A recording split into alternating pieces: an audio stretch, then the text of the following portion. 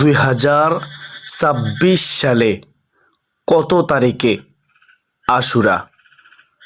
2026 সালের 26শে জুন শুক্রবার আশুরা। আশুরার দিন 10ই মুহররম। এখন প্রশ্ন হলো, আশুরার রোজা কয়টি রাখব? নবীজি কয়টি রাখতে বলেছেন? আমরা কেন এই পবিত্র আশুরার রোজা রাখব? এই রোজা নফল রোজা। এই রোজা রেখে আমরা কি নেক আমল করব, কি জিকির করব, কোন দোয়াগুলো পড়ব এবং কত রাকাত নামাজ পড়ব, কিভাবে নামাজ পড়ব, সম্পূর্ণ নিয়ম কানুন আমি গুনাহগার বলে দেব। ধৈর্য সহকারে শেষ পর্যন্ত শুনতে থাকুন। তো আমি প্রথমে বলে দিয়েছি আশুরা কবে। 2026 সালের 26শে জুন রোজ শুক্রবার আশুরার দিন। আপনারা রোজা রাখবেন দুইটি, 9 মুহররম 25শে জুন একটি রোজা, 10 মুহররম 26শে জুন একটি রোজা, বৃহস্পতিবার একটি রোজা, শুক্রবার একটি রোজা। মোট এই দুইটি রোজা আপনারা রাখবেন। যদি সম্ভব হয় 3টি রাখবেন, 9 মুহররম, 10 মুহররম, 11 মুহররম। তবে মূলত আশুরার রোজা দুইটি। যেহেতু রাসূলুল্লাহ সাল্লাল্লাহু আলাইহি ওয়াসাল্লাম কখনো 10 মুহররম আশুরার রোজা ছাড়েননি, আমরাও এই নফল রোজা রাখার চেষ্টা করব ইনশাআল্লাহ। আশুরার দিন অত্যন্ত গুরুত্বপূর্ণ দিন। এই আশুরার দিনে আল্লাহ এই পৃথিবী সৃষ্টি করেছেন, আবার এই আশুরার দিনেই কিয়ামত সংঘটিত হবে। আশুরার দিন শুহাদায়ে কারবালার দিন। কারবালার জমিনে নবীর আহলে বায়াত শহীদ হয়েছে। এজিদ সৈন্যের হাতে মাথা নত করেনি। হুসাইন রাদিয়াল্লাহু তাআলা আনহু শহীদ হয়েছেন। শিশু আলী আসগর পানি পিপাসায় কষ্ট পেয়ে তীরের আঘাতে শহীদ হয়েছেন। এভাবে নবীর অনেক আহলে বায়াত আশুরার দিন কারবালার জমিনে শহীদ হয়েছেন। আশুরার দিন এত দামি দিন।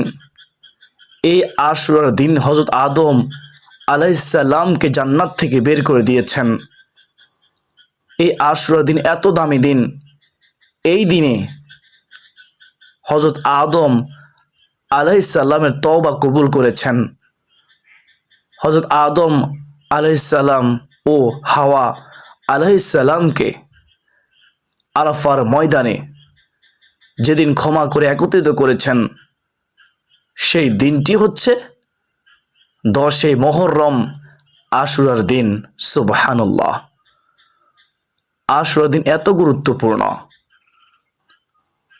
হযরত ইব্রাহিম আলাইহিস সালামকে যখন নমরুদ আগুনের মধ্যে নিক্ষেপ করলো, হযরত ইব্রাহিম আলাইহিস সালাম 40 দিন সে আগুনের মধ্যে ছিলেন। সে আগুনটা আল্লাহ তাআলা জান্নাতের বাগান বানিয়ে দিয়েছেন। তো এই নমরুদের অগ্নিকুণ্ড থেকে আল্লাহ তাআলা হযরত ইব্রাহিম আলাইহিস সালামকে যেই দিন নাজাত দিয়েছেন, সেই দিনটি হলো আশুরার দিন 10 মুহররম। এই 10 মুহররম অত্যন্ত গুরুত্বপূর্ণ দিন। হযরত আইয়ুব আলাইহিস সালাম এই পয়গম্বর দীর্ঘদিন অসুস্থ ছিলেন। দীর্ঘদিন অসুস্থ থাকার পরে যেদিন আল্লাহ পরিপূর্ণ সুস্থতা দান করেছেন হযরত আইয়ুব আলাইহিস সালামকে, সেই দিনটি হলো 10ই মুহররম, আশুরার দিন। সুবহানাল্লাহ।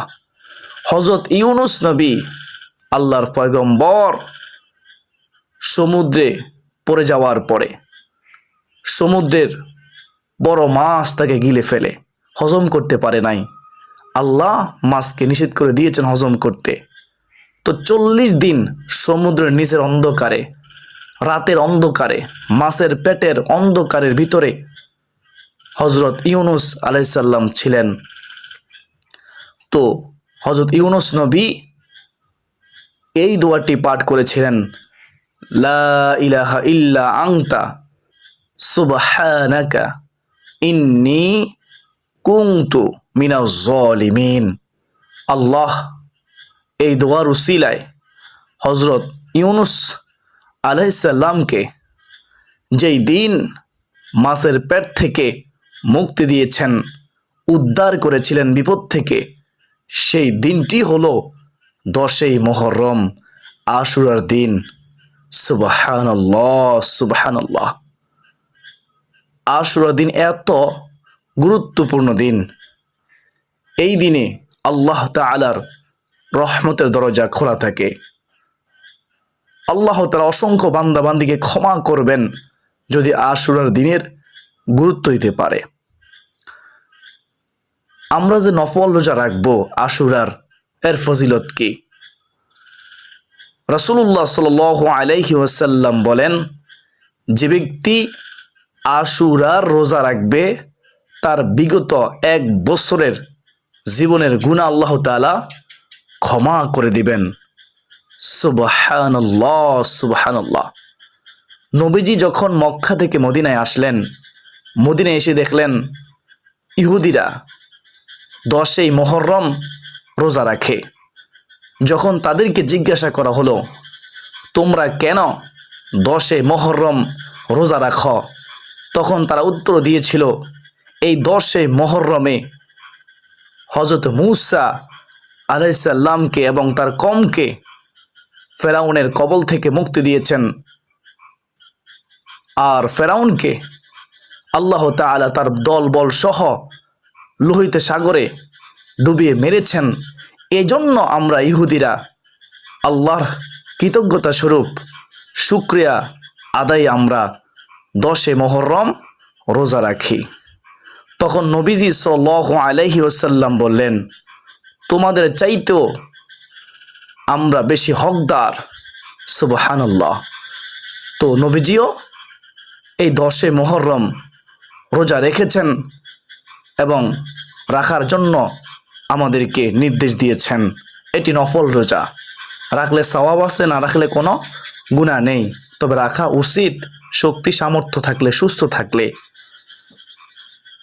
অপর এক বর্ণনায় রয়েছে, রাসূলুল্লাহ সাল্লাল্লাহু আলাইহি ওয়াসাল্লাম সাহাবীদেরকে বললেন, ও আমার সাহাবীরা, তোমরা 10ই মুহররম আশুরার রোজা রাখিও। তখন সাহাবীরা জিজ্ঞাসা করলেন, ইয়া রাসূলুল্লাহ, ইয়া হাবিবাল্লাহ নবী গো, 10ই মুহররম তো ইহুদিরা রোজা রাখে। তখন নবীজি বললেন, আল্লাহ যদি আমার হায়াত রাখে, আগামী বছর বেঁচে থাকি, তাহলে আমি 2টি রোজা রাখব। তার মানে বোঝা গেল আশুরার রোজা 2টি রাখা মুসলমানদের উচিত, তাহলে ইহুদিদের সাথে সাদৃশ্য হবে না। প্রিয় দিনদার মুসলমান ভাই ও বোনেরা, আপনি 9ই মুহররম এবং 10ই মুহররম এই 2026 সালের 25শে জুন বৃহস্পতিবার এবং 26শে জুন শুক্রবার, বৃহস্পতিবার এবং শুক্রবার এই 2টি রোজা রাখবেন। আপনি বুধবারে সেহরি খাবেন। সেহরি খেয়ে ভোর রাতে নিয়ত করে নেবেন, আমি আল্লাহ তাআলাকে সন্তুষ্টি করার জন্য এই মুহররম মাসের আশুরার রোজা রাখার নিয়ত করলাম। তো এইভাবে আপনি ভোর রাতে নিয়ত করে নেবেন। নিয়ত অর্থ সংকল্প করা, ইচ্ছা করা। আপনি মনে মনে সংকল্প করবেন যে আমি আগামীকাল রোজা রাখবো আল্লাহকে সন্তুষ্ট করার জন্য, নফল রোজা। তো নিয়ত হয়ে যাবে। রোজা রেখে জবানে হেফাজত করবেন, গুনাহ থেকে বেঁচে থাকার চেষ্টা করবেন। কেউ যদি রোজা রেখে গুনাহ করতেই থাকে, তাহলে তার রোজা দ্বারা আল্লাহকে সন্তুষ্টি করা হবে না, আল্লাহ খুশি হবে না। তো উচিত হবে হাতকে গুনাহ থেকে বাঁচিয়ে রাখা, জবানকে গুনাহ থেকে বাঁচিয়ে রাখা, চোখকে গুনাহ থেকে বাঁচিয়ে রাখা, কানকে গুনাহ থেকে বাঁচিয়ে রাখা, শরীরের অঙ্গ প্রত্যঙ্গকে গুনাহ থেকে বাঁচিয়ে রাখার নামই হচ্ছে রোজা। আল্লাহ তুমি আমাদেরকে যেভাবে রোজা রাখলে তুমি খুশি, সেইভাবে রোজা রাখার তৌফিক দান করো, আল্লাহুম্মা আমিন। তো আমরা জানতে পারলাম এতক্ষণ পর্যন্ত এই 2026 সালের 25শে জুন বৃহস্পতিবার এবং 26শে জুন শুক্রবার, এই দুইটি রোজা আমরা আশুরার রাখবো ইনশাআল্লাহ। এবং কীভাবে নিয়ত করব তাও জানলাম, কয়টি রোজা রাখবো তাও জানলাম, কি কি ভুল করলে রোজা হবে না তাও জানলাম, কি করা উচিত রোজা রেখে তাও জানলাম। এখন আমরা জানব আশুরার দিন রোজা রেখে রাতের বেলায় আপনি কি করবেন। 10ই মুহররম আশুরার দিনে মাগরিবের নামাজ আপনি আদায় করবেন। মাগরিবের নামাজ আদায় করার পরে 6 রাকাত আওয়াবিন নামাজ আদায় করবেন, 2 রাকাত করে। 6 রাকাত আওয়াবিন নামাজ আদায় করলে আল্লাহ এত খুশি হয়, 12 বৎসর নফল নামাজ পড়ার সওয়াব আল্লাহ আমলনামা দান করবেন। সুবহানাল্লাহ। তো আশুরার দিনে রোজা রেখে রাতে মাগরিবের নামাজের পরে 6 রাকাত আওয়াবিন নামাজ আদায় করবেন, 2 রাকাত করে। নিয়ত করবেন আমি সলাতুল আওয়াবিন নামাজ আদায় করিবার নিয়ত করলাম, আল্লাহু আকবার। যে কোনো সূরা দিয়ে আপনি পড়তে পারবেন, নির্দিষ্ট কোনো সূরা নেই, নির্দিষ্ট কোনো নিয়ম নেই, তবে নামাজ পড়তে হবে মনোযোগ সহকারে, ধীরস্থির সাথে তাড়াহুড়ো করা যাবে না। তো এশার নামাজের সময় হলে এশার নামাজ আদায় করবেন। এশার নামাজ আদায় করার পরে আপনি আশুরার রাতে 2 রাকাত সলাতুত তাওবার নামাজ পড়বেন, 2 রাকাত সলাতুল হাজত নামাজ আদায় করবেন, 2 রাকাত তওবার নামাজের নিয়ত, আমি আল্লাহ তোমাকে সন্তুষ্টি করার জন্য 2 রাকাত তওবার নামাজ পড়ার নিয়ত করলাম, আল্লাহু আকবার। নিয়ত করে যে কোনো সূরা দিয়ে আপনি 2 রাকাত তওবার নামাজ পড়বেন। 2 রাকাত তওবার নামাজ পড়ার পরে আপনি 100 বার আস্তাগফিরুল্লাহ পড়বেন, আস্তাগফিরুল্লাহ 100 বার পড়বেন। যদি আপনি সাইয়্যিদুল ইস্তিগফার পারেন, শ্রেষ্ঠ তাওবা দোয়াটি পারেন, তো আপনি দেখে দেখে হলেও একবার পড়বেন। তো যদি না পারেন তাহলে শুধু আস্তাগফিরুল্লাহ 100 বার পড়বেন। তারপরে আপনি 2 রাকাত সলাতুল হাজত নামাজ আশুরার দিনে রোজা রেখে রাতের বেলায় আপনি আদায় করবেন। নিয়ত করবেন আমি 2 রাকাত সলাতুল হাজত নামাজ, মনের আশা পূরণের নামাজ আদায় করতেছি, আল্লাহু আকবার। যে কোনো সূরা দিয়ে আদায় করবেন, নির্দিষ্ট কোনো সূরা নেই, নির্দিষ্ট কোনো নিয়ম নেই, মনোযোগ সহকারে নামাজ আদায় করবেন। তো প্রিয় দিনী ভাই ও বোনেরা, তারপরে আপনি কিবলামুখী হয়ে বসে সুবহানাল্লাহ, আলহামদুলিল্লাহ, আল্লাহু আকবার 100 বার করে পড়বেন। তারপরে লা ইলাহা ইল্লাল্লাহ, এই সর্বোত্তম জিকিরটি 100 বার পড়বেন। এটা এমন জিকির, যে জিকির একবার দুনিয়ার মধ্যে কেউ করলে 7 আসমান পাড়ি দিয়ে আরশ আজিমে গিয়ে আরশ আজিমের খুঁটি নাড়তে থাকে, তখন আল্লাহ ওই খুঁটিকে জিজ্ঞেস করে, ও খুঁটি তুমি কেন কাঁপো? তখন খুঁটি বলে, আল্লাহ, দুনিয়ার মধ্যে তোমার এক বান্দা লা ইলাহা ইল্লাল্লাহ জিকির করেছে, তাই আমি কাঁপতেছি। তুমি যতক্ষণ পর্যন্ত তাকে ক্ষমা না করবা ততক্ষণ পর্যন্ত আমি কাঁপতেই থাকবো। তখন আল্লাহ সাথে সাথে ওই বান্দাকে ক্ষমা করে দেন। সুবহানাল্লাহ, সুবহানাল্লাহ। যে ব্যক্তি লা ইলাহা ইল্লাল্লাহ ঈমানের সাথে বলবে, সে জান্নাতে প্রবেশ করবে। যে ব্যক্তি লা ইলাহা ইল্লাল্লাহ ঈমানের সাথে বলবে, তার জীবনের সমস্ত গুনাহ আল্লাহ ক্ষমা করে দিবে। সুবহানাল্লাহ। তো আমরা সুবহানাল্লাহ, আলহামদুলিল্লাহ, আল্লাহু আকবার, লা ইলাহা ইল্লাল্লাহ এই 4টি জিকির অবশ্যই আমরা আশুরার দিনে রোজা রেখে রাতে আমরা নফল নামাজ পড়ার পরে এই তাসবিহ, তাহলিল, তাহমিদ, তাকবীর পড়ব ইনশাআল্লাহ। হাদিসের মধ্যে আছে রাসূলুল্লাহ সাল্লাল্লাহু আলাইহি ওয়াসাল্লাম একদা একদিন একটি গাছে ঢাল ধরে জাকি দিলেন। জাকি দেওয়ার পরে কোনো পাতা পড়লো না। দ্বিতীয়বার আবার জাকি দিলেন, তাও পাতা পড়লো না। 3বারের সময় যখন জাকি দিলেন তখন গাছ থেকে পাতা মাটির মধ্যে পড়লো। আর আমার নবীজি বলেন, ও আমার সাহাবীরা শুনো, শীতকালে যেভাবে গাছের পাতা ঝরে যায়, ঠিক সেইভাবে কোনো আমার উম্মত যদি সুবহানাল্লাহ ওয়ালহামদুলিল্লাহ ওয়ালা ইলাহা ইল্লাল্লাহু ওয়াল্লাহু আকবার এগুলো পাঠ করে, তাহলে তার জীবনের গুনাহগুলো এভাবে ঝরে যায়। সুবহানাল্লাহ, নিষ্পাপ হয়ে যায়। তো আমরা যত আমলে করি না কেন এই 4টি জিকির আমরা ছাড়বো না ইনশাআল্লাহ আশুরার রাতে। প্রিয় দিনী ভাই ও বোনেরা, তো তারপরে দুরূদ শরীফ সাল্লাল্লাহু আলাইহি ওয়াসাল্লাম পড়বেন। তারপরে ইসমে আজম একবার পড়বেন, ইয়া জাল জালালি ওয়াল ইকরাম।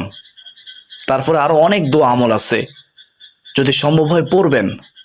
তবে কমপক্ষে ভাবে আপনি ওই রাত অতিবাহিত করার চেষ্টা করবেন। শেষে মুনাজাত করবেন, মহান রব আল্লাহর কাছে সাহায্য চাইবেন, চোখের পানি ছেড়ে দিয়ে শুহাদায়ে কারবালার স্মরণে উসিলায় দোয়া করবেন, নবীজির উসিলায় দোয়া করবেন, আহলে বাইতের উসিলায় দোয়া করবেন। অবশ্যই দোয়া কবুল হবে ইনশাআল্লাহ। তো তারপরে আপনি কোরআন তেলাওয়াত করবেন ওই রাতে কিছুক্ষণ। যদি সম্ভব হয় কবর জিয়ারত করবেন। তো রাতে ঘুমিয়ে যাবেন, আবার ভোর রাতে আপনি জাগ্রত হয়ে উত্তম রূপে ওযু করে 2 রাকাত সলাতুল তাহাজ্জুদ নামাজ আপনি কমপক্ষে 2 রাকাত হলেও আপনি আদায় করার চেষ্টা করবেন। ওই সময় আল্লাহ ক্ষমা করার জন্য ডাকে, ওই সময়ে তাহাজ্জুদের সময় আল্লাহ রিজিক দেওয়ার জন্য ডাকে, বিপদ থেকে মুক্তির জন্য ডাকে, হাজত পূরণের জন্য ডাকে, দোয়া কবুল করার জন্য ডাকে। তো আমরা ওই সময়ে কষ্ট করে 2 রাকাত হলেও তাহাজ্জুদ নামাজ আদায় করব, উত্তম রুজু করে ইনশাআল্লাহ। নিয়ত করব আমি আল্লাহ তাআলাকে সন্তুষ্টি করার জন্য 2 রাকাত তাহাজ্জুদ নামাজ আদায় করিবার নিয়ত করলাম। আল্লাহু আকবার। সূরা ফাতিহার সাথে সূরা ইখলাস 3 বার করে পড়বেন। 2 রাকাত যদি পারেন পড়বেন, যদি সম্ভব হয় 4 রাকাত, 6 রাকাত, 8 রাকাত, 10 রাকাত, আপনি 12 রাকাত পর্যন্ত আদায় করতে পারেন। তো ফজরের নামাজের সময় হলে ফজরের নামাজ জামাতের সাথে পুরুষেরা আদায় করবেন, মহিলারা উত্তম রূপে ওযু করে ঘরের মধ্যে আদায় করবেন। অনেকে আছে সারা রাত ইবাদত করে কিন্তু ফজরের নামাজ পড়ে না, তাহলে আল্লাহ খুশি হবে না। মনে রাখবেন, ফজরের 2 রাকাত সুন্নত দুনিয়া এবং দুনিয়ার মধ্যে যাহা কিছু আছে তার চেয়েও অতি উত্তম। সুবহানাল্লাহ। ফজর পড়লে আল্লাহর জিম্মায় ওই বান্দা চলে যায়। ফজর নামাজের গুরুত্ব অনেক। প্রিয় দিনী ভাই বোনেরা, ফজর নামাজ ছেড়ে দিবেন না রাতের বেলা ইবাদত করতে গিয়ে। আল্লাহ আমাকে, আপনাকে, আমাদের সবাইকে আশুরা দিনে রোজা রাখার এবং রাতের বেলায় নফল নামাজ পড়ার, জিকির আজকার করার, কোরআন তেলাওয়াত করার, কবর জিয়ারত করার, তাসবিহ তাহলিল আদায় করার তৌফিক আল্লাহ আমাদেরকে দান করুন। সকলে বলি আল্লাহুম্মা আমিন।